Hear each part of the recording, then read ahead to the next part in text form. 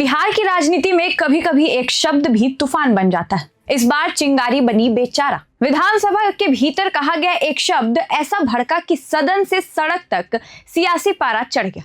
हंगामा, नारेबाजी, पुतला दहन और नेताओं के बीच तीखी बहस, सब कुछ एक बयान के बाद देखने को मिला। नमस्कार, आप देख रहे हैं प्रभात खबर। मैं हूं आपके साथ रिया। बिहार की राजनीति में हलचल पैदा करने के लिए सिर्फ एक शब्द ही काफी है। ऐसा ही कुछ हुआ जब आरजेडी विधायक कुमार सर्वजीत ने विधानसभा में बजट चर्चा के दौरान दिवंगत नेता रामविलास पासवान को याद करते हुए बेचारा शब्द कहा। बस फिर क्या था, सदन में जोरदार हंगामा शुरू हो गया। कार्यवाही कुछ देर के लिए ठप पड़ी और बाहर तेजस्वी यादव के पुतले भी फूके गए। अब सवाल उठ रहा है, क्या यह सिर्फ एक शब्द का विवाद है या इसके पीछे दलित वोट बैंक की सियासत छिपी है?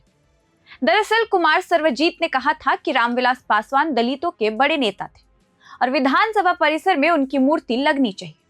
उन्होंने यह भी कहा कि अगर वे आज जिंदा होते तो दलितों की स्थिति बेहतर होती।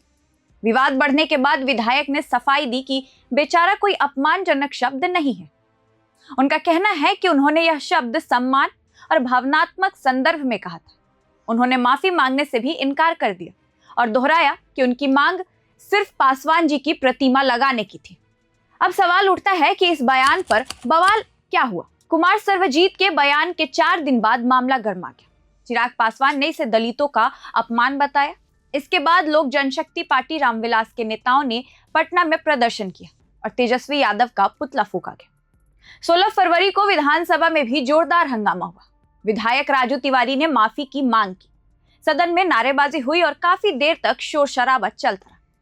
लंच के बाद राजू तिवारी और कुमार सर्वजीत के बीच तीखी बहस भी हुई, जिससे माहौल और गर्म हो गया। और आज यानी 17 फरवरी को विधानसभा के बाहर लोजपा रामविलास पार्टी के विधायकों ने भी विरोध किया और विधानसभा के अंदर भी अशोक चौधरी और भाई वीरेंद्र के बीच तीखी बहस हुई। अब सवाल एक और आता है, बेचारा शब्द पर चिराग पासवान की पार्टी क्यों नाराज हुई? इस विवाद के पीछे मुख्य वजह दलित वोट बैंक मानी जा रही है। लोक जनशक्ति पार्टी रामविलास के संस्थापक रामविलास पासवान को दलितों का बड़ा नेता माना जाता है। राज्य में करीब 19.65% आबादी दलित समुदाय की है। हाल के चुनाव में दलित वोटों का झुकाव एनडीए की ओर बढ़ा है।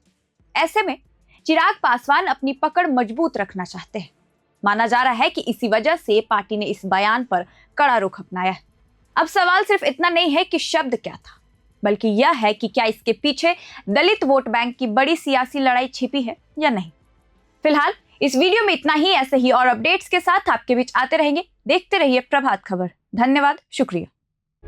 प्रभातखबर.com, विश्वास वही, रफ्तार नहीं।